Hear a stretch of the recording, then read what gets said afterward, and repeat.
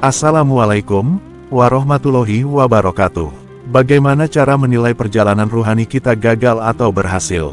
Caranya mengukur kegagalan dan keberhasilannya yaitu dengan alat untuk menilainya ialah dunia.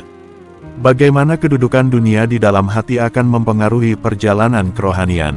Manusia terdiri dari dua unsur yaitu tubuh kasar dan hati seni. Gabungan dua unsur tersebut membuat manusia bisa berfungsi sebagai cermin yang bisa memantulkan wajah yang memandang kepadanya. Tubuh kasar adalah umpama muka cermin yang gelap dan hati seni umpama muka cermin yang terang. Gabungan badan yang gelap dan hati yang terang menyebabkan manusia bisa untuk menerima pancaran nur ilahi, atau disebut juga menerima tajali, yaitu melihat sesuatu tentang Allah Subhanahu wa Ta'ala dengan mata hati. Malaikat hanya mempunyai tubuh yang terang dan binatang hanya mempunyai badan yang gelap. Makhluk yang mempunyai hanya satu jenis badan, tidak sesuai untuk menjadi cermin yang menerima sinaran nur ilahi. Manusia dalam keadaan keasliannya bisa menerima sinaran nur ilahi, yaitu menerima tajali Allah Subhanahu wa Ta'ala. Tetapi, keadaan yang asli itu tertutup, terpendam atau tertimbun, karena manusia hidup dalam dunia. Dunia menjadi anasir yang merusakkan keharmonian gabungan badan yang gelap dengan hati yang terang. Di dunia wujud satu makhluk bangsa jin yang dijadikan dari cahaya api, dan dinamakan Syaitan. Cahaya api ini bisa menyelinap masuk ke dalam badan manusia yang gelap, dan mengubah suasananya sehingga hilang fungsinya sebagai cermin yang menahan cahaya. Oleh sebab gangguan cahaya api itulah hati manusia tidak dapat menerima sinaran nur ilahi. Nur ilahi yang memancarkan tanda-tanda, peringatan dan sebagainya tidak melekat pada cermin hati, sebaliknya cahaya tersebut menyeberang keluar. Walaupun nabi-nabi membacakan ayat-ayat Allah Subhanahu wa Ta'ala dan memperlihatkan mukjizat, tetapi hati yang demikian tidak dapat menerimanya. Apa yang datang itu berlalu begitu saja tidak melekat pada hati. Manusia yang demikian, yang kebisaannya yang asli terganggu itu dinamakan si raghib. Hati si raghib yang sudah menjadi cermin yang tembus cahaya, akan menerima kedatangan kebenaran secara samar-samar karena yang sejati tidak melekat pada cerminnya. Kesamaran itu akan menimbulkan keraguan dan sangkaan. Dalam keadaan demikian si raghib tidak lagi melihat kebenaran yang asli. Prasangka telah mengubah kebenaran yang dilihat oleh si raghib itu. Bila cahaya yang asli tidak melekat pada hati, Syaitan memainkan peranannya dengan memancarkan cahayanya kepada hati, untuk menambahkan kesamaran dan kekeliruan. Hasilnya muncullah jelmaan yang mengambil alih tempat kebenaran. Jelmaan itulah yang dianggap sebagai kebenaran oleh si raghib. Dalam suasana demikian, sekiranya dia beramal, maka amalannya berpandukan kepada jelmaan yang dipancar oleh Syaitan, bukan bersumberkan kebenaran yang asli. Walaupun banyak amal yang dilakukannya namun, tidak ada yang menepati dengan yang benar, dan tidak ada nilainya. Orang yang mendapat petunjuk dari Allah Subhanahu wa Ta'ala menyadari kesalahan yang terjadi pada si raghib, dan dia akan berusaha untuk mengembalikan keaslian dirinya dengan memisahkan hatinya dari dunia dan cahaya api yang menerangi dunia.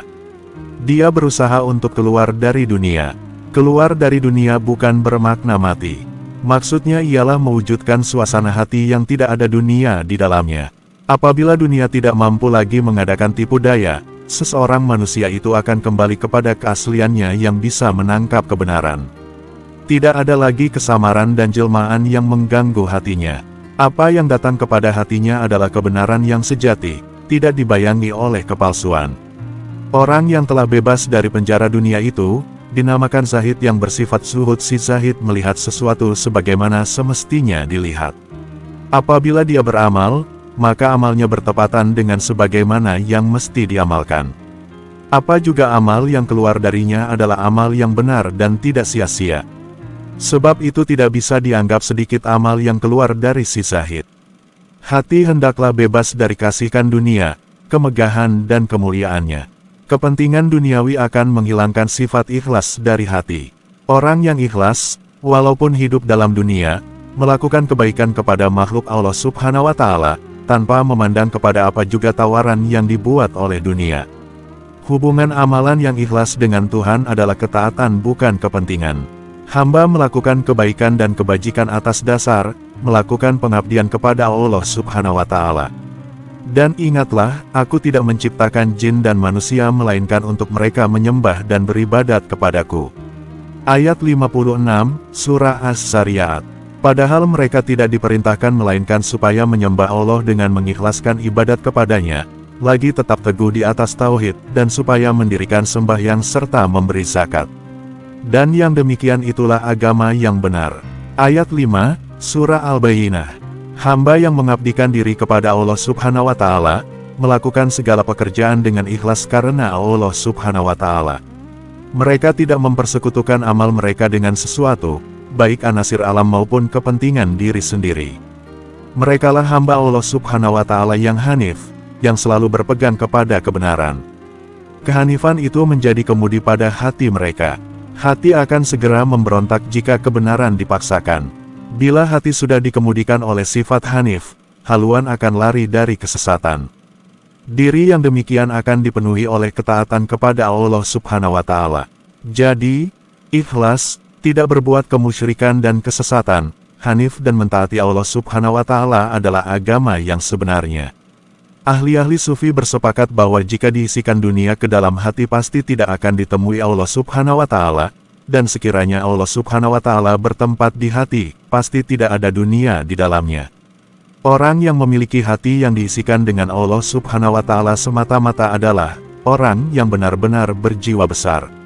Orang yang meletakkan dunia di atas takhta kerajaan hatinya adalah orang yang coba menipu Allah Subhanahu wa Ta'ala dan kaum muslimin seluruhnya. Semoga paham.